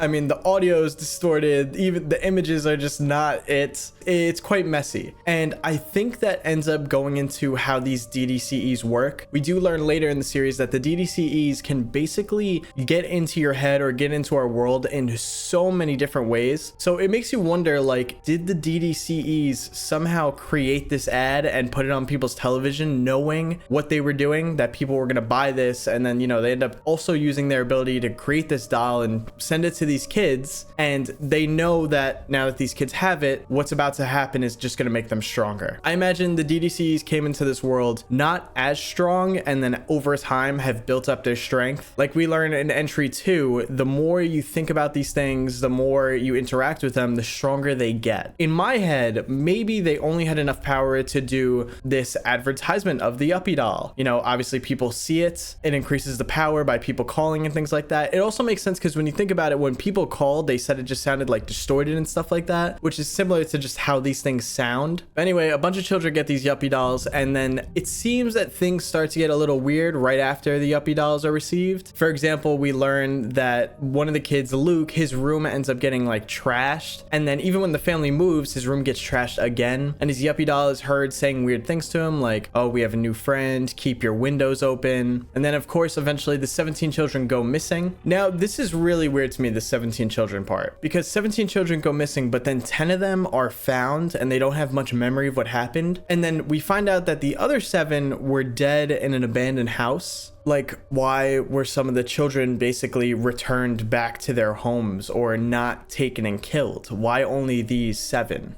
Could that be because some of these children were aware that this creature was, you know, harmful towards them, and by kind of rejecting it a little bit, the creatures were just like, all right, yeah, nah, forget you. But then the kids that were more, I guess, gullible to the creature, they took advantage and killed them. I also do want to believe that this creature is very smart in what it's doing. If it does purely work on the fact that the more you think about this thing, the more you interact with it, the stronger it gets, then it's incredibly smart for it to kill children, knowing that these parents are going to live on. And then by these parents grieving and constantly thinking about their children, it constantly just feeds into the idea of this creature, making it stronger and stronger, especially how this creature appears around the parents years after their children are dead. And not knowing how this thing works, that the more you think about it, the stronger it gets, they just feed into this idea. Now, there are a few confusing things here and there in this section. For example, like I said, I don't understand why some of the children were basically returned and were fine. Why were some of the children found dead in an abandoned house? Also, one more thing I can't explain is at the end of entry 2, that whole statement that the creature makes, "You can't be our friend, Jack, we're full, Emily needs her sleep, tomorrow is a big day for her, it's her birthday." What does any of that mean? Who is Jack? Like, did I miss something there? Like, did I genuinely miss a character named Jack somewhere in the series? Please let me know in the comments. So let's jump into the second half of this series now. In entry 3, we're introduced to the concept of DDCEs and how they work. DDCEs are duo-dimensional conscious entities. They're creatures that exist in opposing dimensions and basically go to Earth by choosing an object and using it as a host. Actually, that's a little bit wrong. It could use objects, thoughts, ideas, brainwaves, and even existences to form, which makes sense. It probably used the Yuppy doll and attached onto that. They can create visions and sounds that aren't there, which does explain the whole Emily being in her home thing all distorted. Probably just a creature messing with the parents. Same with the knocking. It feeds off of sorrow and fear, which is why it does mess with these parents, which is why it stays lurking around the house of these dead children years after these incidents happened. But there are ways to combat this thing. If you appear unaffected by anything that it shows you, it basically loses its power and could go away. The only problem is that almost everybody that actually sees this thing has no idea what it is and understands that concept, and instinctually you're gonna react to things that you see, especially unworldly things or knocking noises and all these other creepiness. Now, it's in entry 3 that we see someone basically fall into this trap. Even though that they're aware of how the DDCE works, they basically do everything possible to ignore their own rules. You know, the DDCE shows them things in their dreams, so what do? They wake up the next day and go and follow that dream, which is basically the whole lake thing, where this character, whoever was in this video, visits a lake and they see some things going on, they get some visions on their camera, and then they end up getting killed by this creature later on. But the visions on the camera are important because we end up finding out that there were some children found under a lake in a vein-like mass, and we do see pictures of what could be this vein-like mass in those visions on the camera. I also feel like that mass or whatever's under the lake is supposed to be the hive, and basically when these creatures go out and take people, they bring them back to the hive and kill them or torture them there or do whatever they do to them. And that's what we see in the hive video, is someone waking up in the hive and getting killed. There are a few confusing things for me there though, because if that is the hive doesn't look like the same vein-like mass that we saw in those vision pictures. It looks more like the back rooms. Again, it's probably I'm gonna say it's most likely not the back rooms, but just the appearance of it being just like these blank open rooms does look very similar. Another thing is, in this second part of the series, we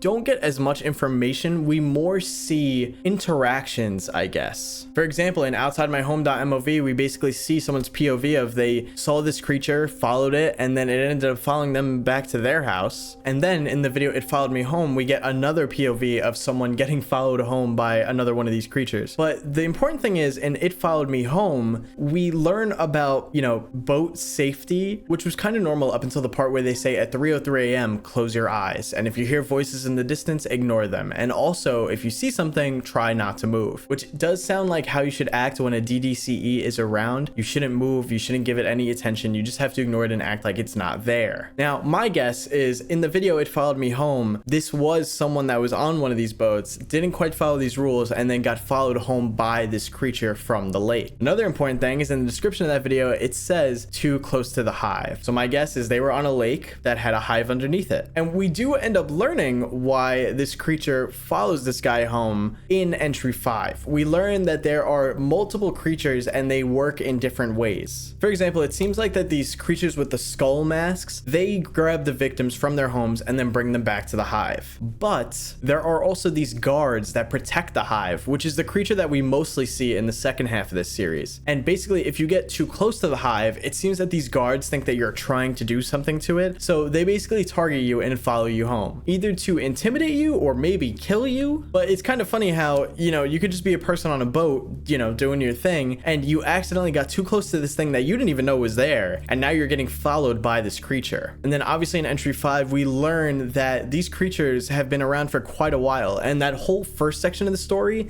is just one major incident that's happened involving these creatures. These creatures have probably been around for a very long time and have done this so many times, and just people weren't fully aware of what was going on. But now we have this group of people in this camp that are aware, they kind of understand how these creatures work, but they also have to be careful because looking too deep into these things can end up making them a target, and then they could get killed, and then, you know, the whole cycle just repeats again. Now obviously there's a lot of questions left in this, and how these creatures work, and why are they doing what they're doing, and what do they get out of killing these children. I mean, obviously they do get stronger, but for what purpose? Is there a purpose? Is their role to just exist and try to become stronger and stronger? Are they eventually building up to something? And although this series can be very confusing here and there, I don't think that this is anything that should put people off of this series. It is very, very, very common in this genre to confuse people, to give them good amounts of the story, but also you as the viewer have to try to put things together yourself. And eventually later, these things will be revealed to you. These connections will be revealed to you. So I am excited to see more. I am looking to see more of this series. This was only Archive 1 that we went over in this video today. I just want to go over this whole first section,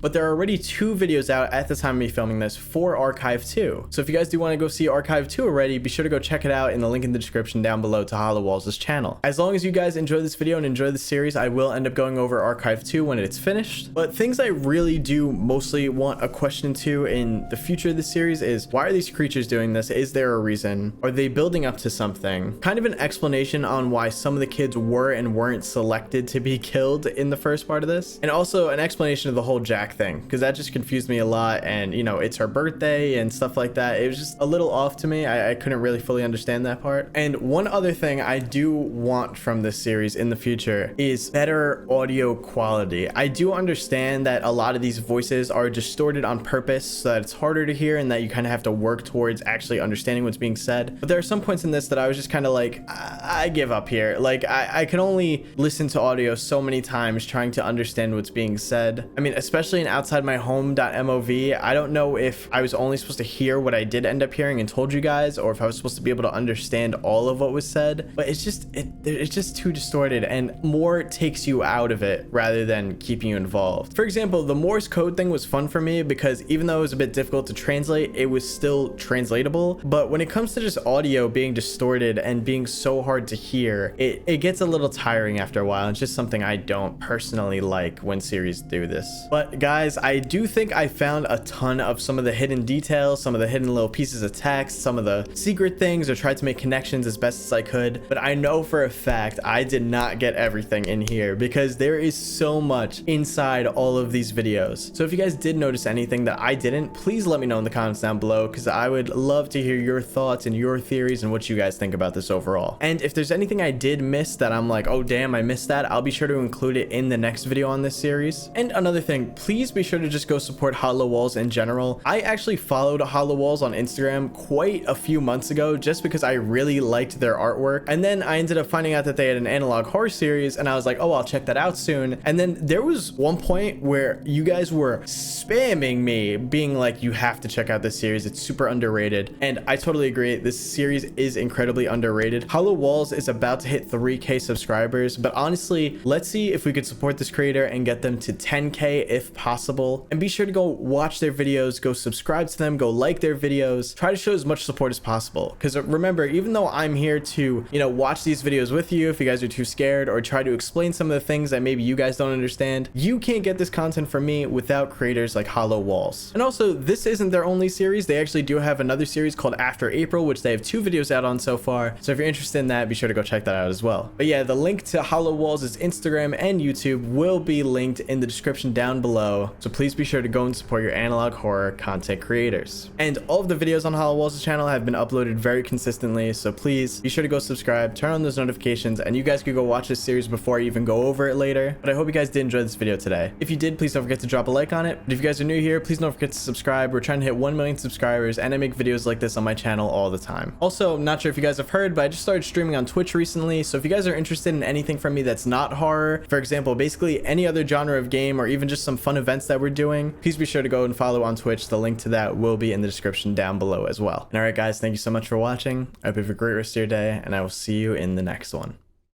Peace.